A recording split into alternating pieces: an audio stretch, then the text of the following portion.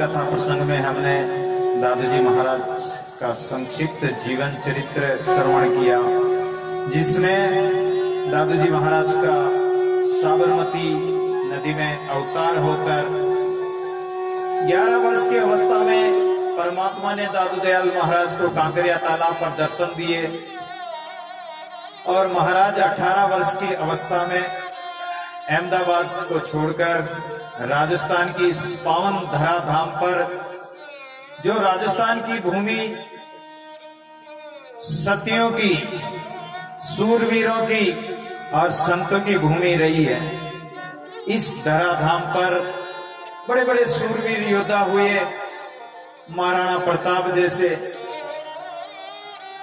और ये धरती सतियों की धरती भी रही है। और इसमें बड़े बड़े संत, दादू दयाल, मीरा की धरती, ऐसे अनेक संत इस धरती पर, इस राजस्थान की भूमि पर प्रकट हुए। उन महापुरुषों की तपस्या और उनका भजन प्रताप, उनकी साधना स्थली है राजस्थान रही है। उसी भूमि पर दादूजी महाराज भी पधारे। करनाला में 12 वर्ष तपस्या की, साधना की, प्रेत का उद्धार किया, पिता चोर को महाराज की लीला दिखाई, और फिर सांबर में विराजे। सांबर में एक भूदरदास बैरागी को उसके किए हुए कर्म का फल दिया। एक मुसलमान काजी महाराज के ऊपर मुक्का मारा, दूसरा हाथ मारने के लिए उठाया तो वो 3 महीने में गड़कर वो काजी मर गया। कहते हैं कि जात को हम जिसकी रक्षा करते हैं तो वो हमारी रक्षा करेगा। हम किसी के प्रति बुरा विचार करेंगे, हम किसी का बुरा सोचेंगे तो वो हमारे ऊपर ही पड़ेगा। दगा किसी का सगा नहीं कर देखो रे भाई। दगा किया था नाई ने, चिट्ठी तो भेजी पंडित जी को, नाक कटायो नाई। ऐसा एक दोहा आता है कि दगा किसी का सगा नहीं, दगा किसी के साथ मत करो।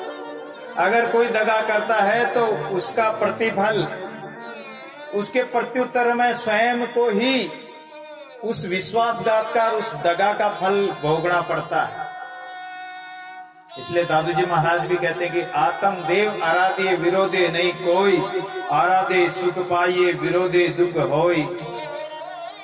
किसी भी जीव आत्मा के प्रति हमारा दुर्भाव न हो।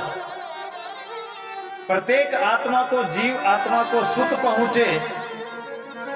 जब भी शास्त्र कहता है कि सर्वे भवन्तु सुखिनः सर्वे सन्तु निरामया सर्वे भद्राणि पश्यन्तु मां कस्य दुख भाग्वे। हमसे कोई भी प्राणी को तन मन वचन से कोई दुख न हो, क्लेश न हो।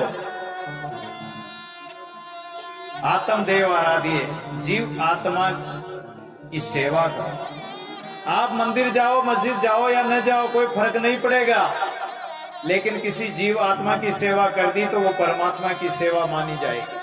किसी दुखी आत्मा को सुख पहुंचा दिया, किसी भूखे को भोजन करा दिया, किसी प्यासे को पानी पिला दिया, तो वो परमात्मा की सेवा होगी।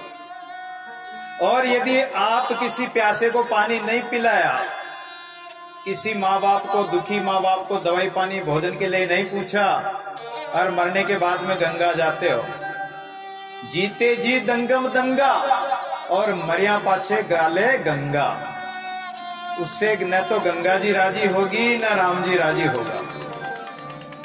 कभी प्यासे को पानी पिलाया नहीं,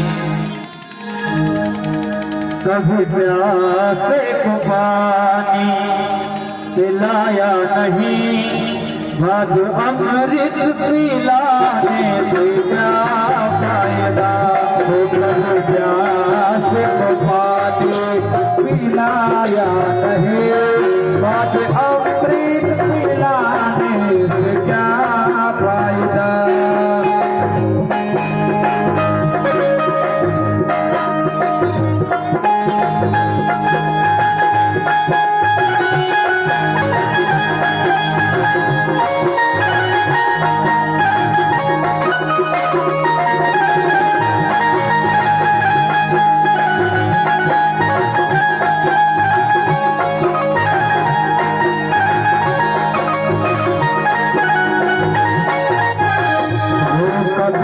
प्यासे को पानी पिलाया नहीं, अमृत पिलाने से क्या फायदा, बाद अमृत पिलाने से क्या फायदा, कभी भूखे को भोजन खिलाया नहीं, बाद भोजन खिलाने से क्या फायदा।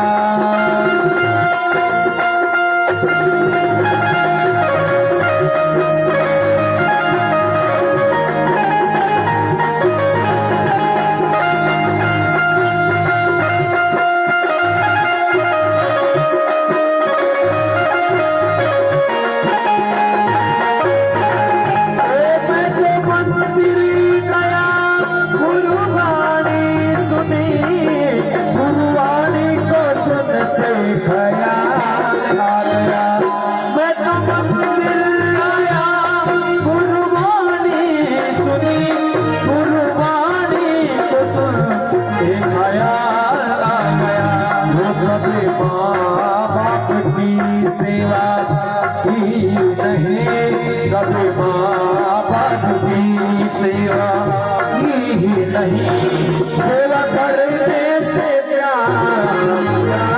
फायदा,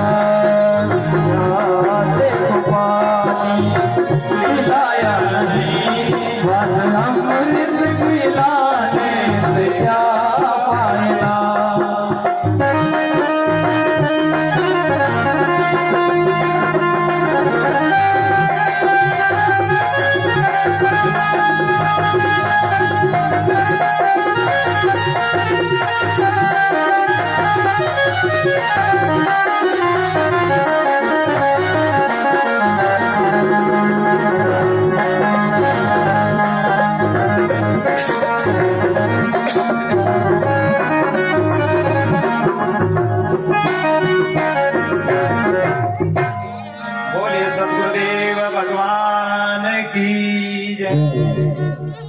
कभी प्यासे को पानी पिलाया नहीं, बाद अमृत पिलाने से क्या फायदा, माँ बाप की सेवा न की नहीं, बाद गंगा नहाने से क्या फायदा।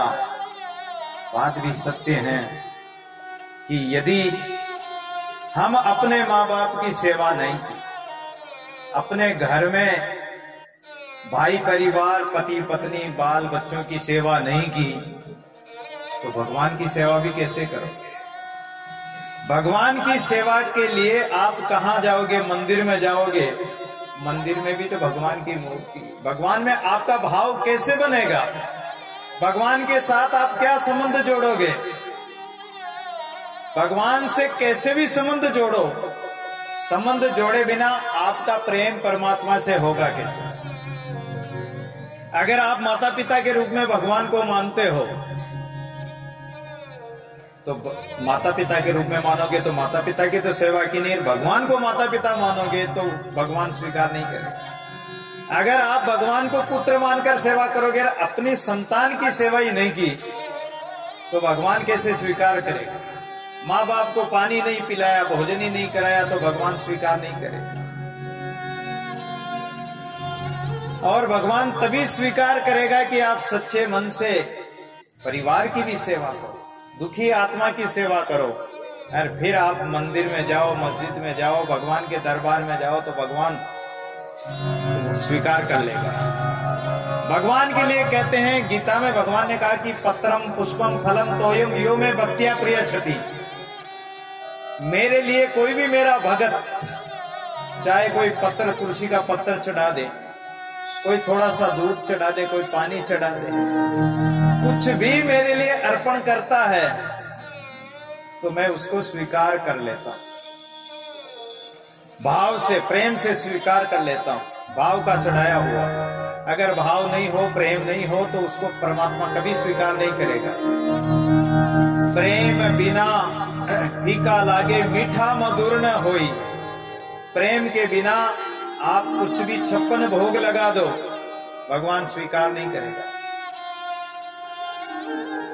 कल एक भजन में आया था विदुर जी का कि न जाने कौन से गुण पर परमात्मा रीझ जाते हैं, विदुर के घर छिलके खाए।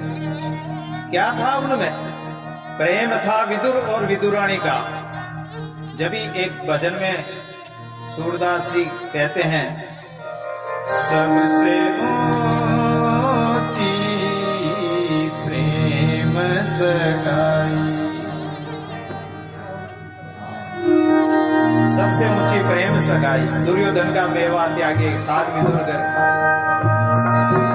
कि